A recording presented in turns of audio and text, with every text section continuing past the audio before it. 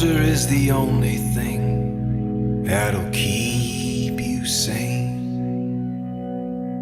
And this world is crying more and more every day. Don't let evil get you down in this madness spinning round and round. I want you to live forever underneath the sky so blue. The world is a hurting place, and the world needs hope, and the world needs love. My parents always taught me that even though we don't know why I was born this way, that we have a choice. Either to be angry for what we don't have, or be thankful for what we do have. I'm here in Slovenia. I am so amazed. The trains here are so fast. Did you see that one? See, that's what I'm saying, it's so fast. I was overcome with emotion. Watching a young man at 24 years of age being born without arms or legs, how he overcame insurmountable obstacles to live a life of complete joy. He lives in a body without limbs, and yet he's extremely happy.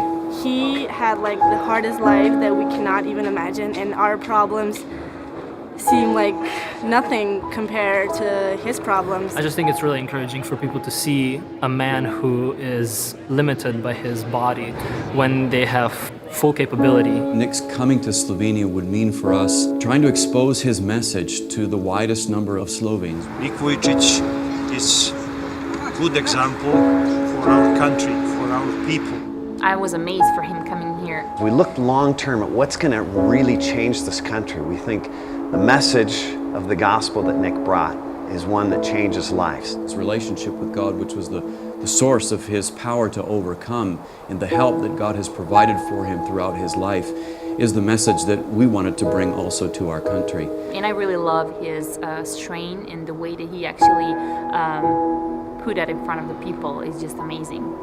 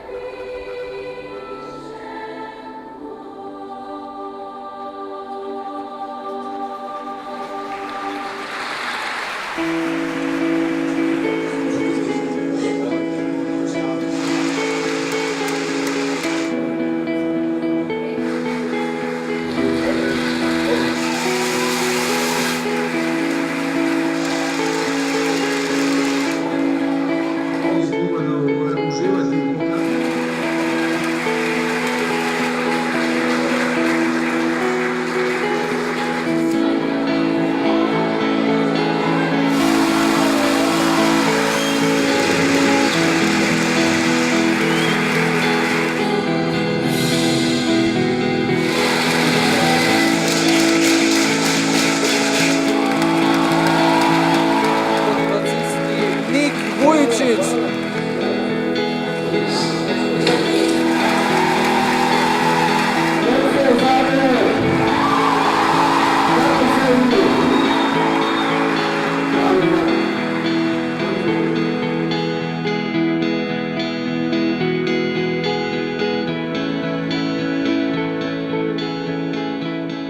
Slovenia has the 14th smallest evangelical population in the world. It's hard to be a Christian because people don't like churches around here. They don't like God. One of the things that Nick could do really well is he could open the door to the conversation. Just about everybody's heard of Nick. Last year, there was over 18,000 people that heard the gospel in my country. And I think that was one of the largest crowds in the last couple of centuries. Nick has a Serbian background, and so he's kind of what Slovenes would say domaći. He's kind of a homeboy. He's a Serbian guy, he's our brother. It's not just another foreigner.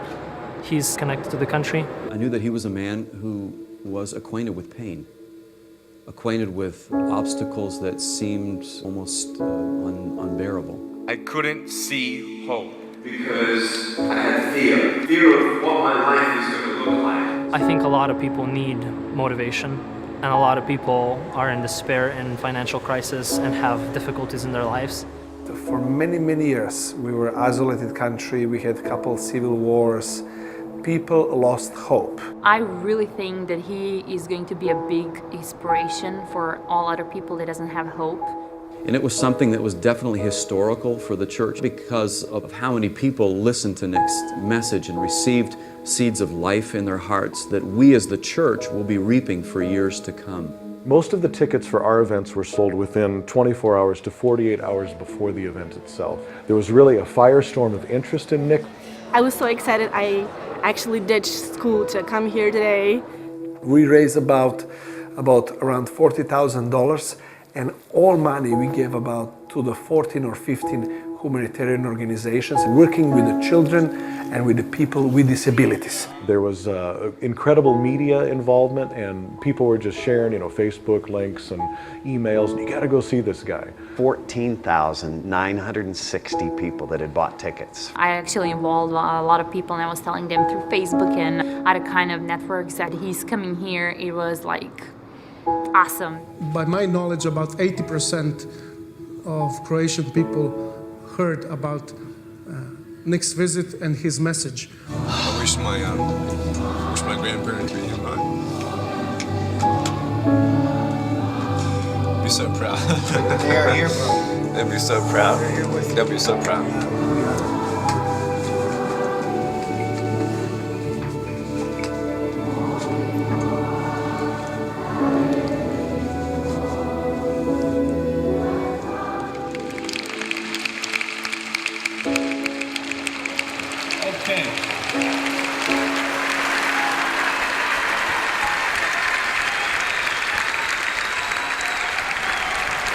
It's so beautiful to be here in Sydney for the second time. It's an honor to meet you and shake your hand.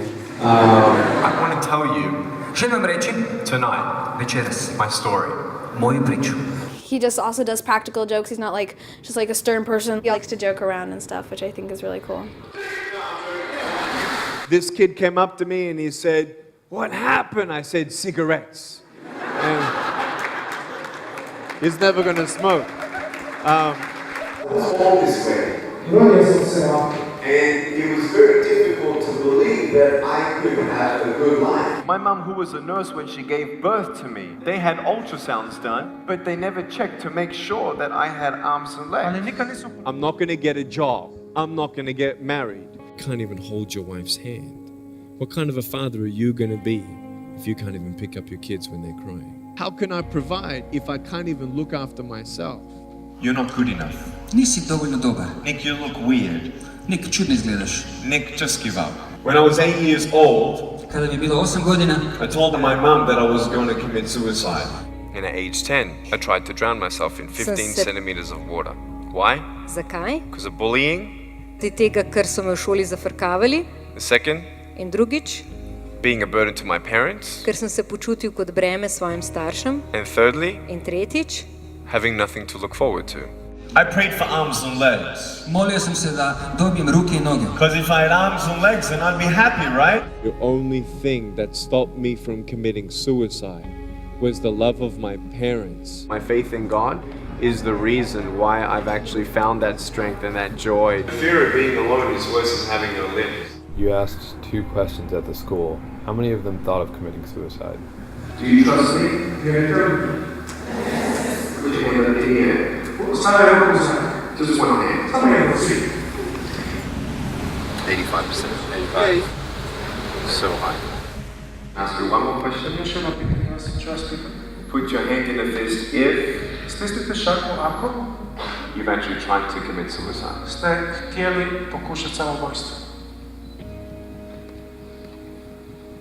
Open up your hand. Okay. Why do you think that it's so high here compared to what you see normally? Because of depression and no opportunities and understanding. Up to 95% of the next generation I've seen say that they've actually thought of giving up, and up to 15% had tried. You do not know what can come from your broken pieces until you give God your broken pieces. We felt that Nick was an evangelist not for a church, not for a denomination, but we recognize that there was a calling on his life that he's an evangelist for the church. I have never in my entire life seen this kind of openness in the country. Nick's coming here just open, open everybody's eyes. I saw many people in Sabbath Center crying, who thinking about life. And it was our desire that we would work together to be able to present God's message through Nick to our nation, and the results have been incredible. Everybody's different. But what we do want to push for is more and more integration and awareness here in this nation. Who did we create? I want you to know that He called me to give you His Son. This gave them new confidence, new vision. It gave them new boldness to share Christ. There's a positive association with the gospel because there's a respect for a man without arms and legs who loves life more than them. If you haven't found something worth dying for, you haven't found something worth living for. Nick says that our obstacles are not outside of us, but they're inside of us. When he realized that arms and legs wouldn't guarantee him a happy life, that to find happiness he would need to look for it somewhere else.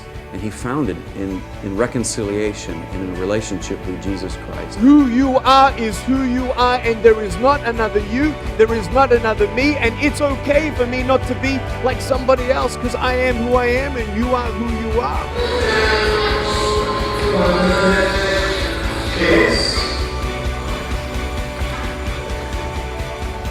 It looks impossible for a man without arms and legs to get back up.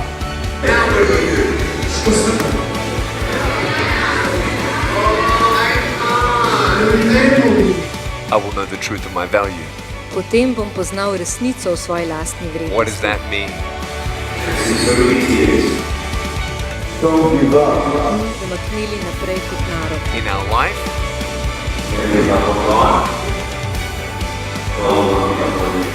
But God heals the soul.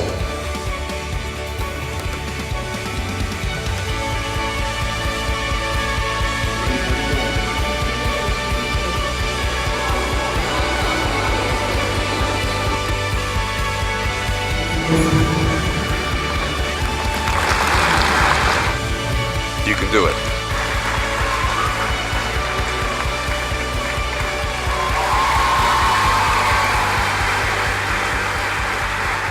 You have arms and legs. Imate ruke i noge. You're not happy every day. I niste sretni svaki dan. And we think there are things that if we just were different, then everything would be fine for the rest of our life.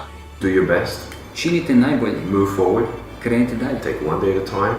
The truth of knowing who you are and why you're here. William Barclay, he said, the greatest 2 days in anyone's life. The day you were born and the day you knew why. Radi ono najbolje što možeš. Take one day at a time. Jedan dan po dan. Dream big. Sanjaj na veliko. And never give up. People come up and hug me sometimes and say, thank you, really changed my life. You changed my perspective. And that's, that very much inspires me and motivates me. I think it's very encouraging for people to see who he is and what he does despite his disabilities. God has a plan for Nick, then God has a plan for me. I don't know anybody right now on this planet who is better equipped, particularly in this region of the world, with a capacity, with a mantle, to be able to bring God's message to such a wide group of people. We had a few meetings with a few important people who are national figures in our country who receive Nick and who endorse Nick's events. Hvala. Dobro nam došao. Ivan. Very good.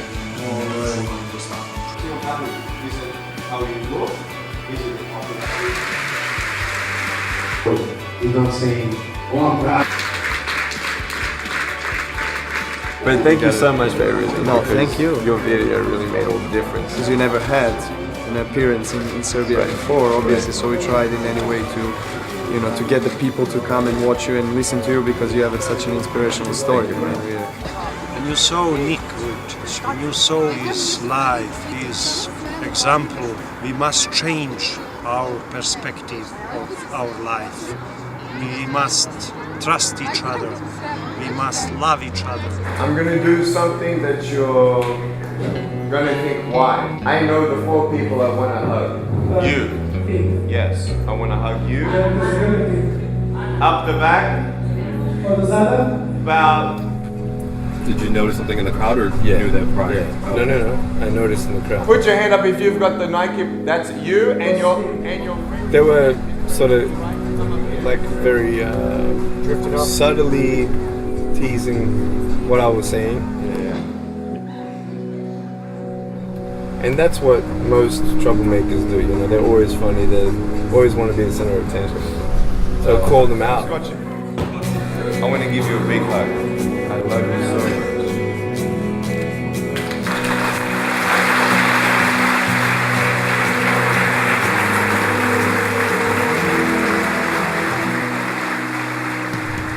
You had the first kid in That tears. was amazing, the first guy. And he was the chief, man. But the fact that he just let it out, that's changed the school forever. That's the biggest thing that school now is going to remember, love. No matter how bold I was preaching in this public school, and no one is going to say anything negative about it. Not one person.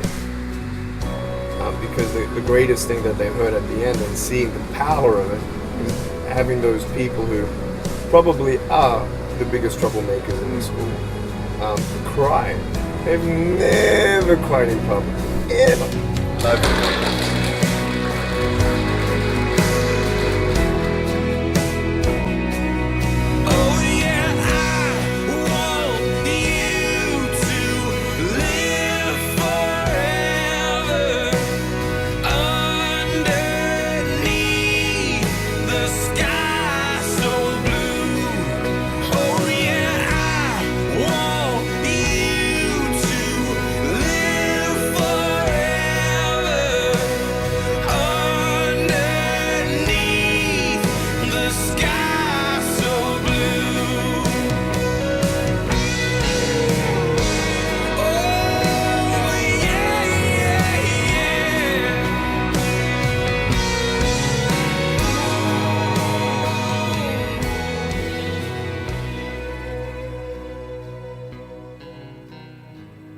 The truth of knowing who you are and why you're here. The greatest 2 days in anyone's life.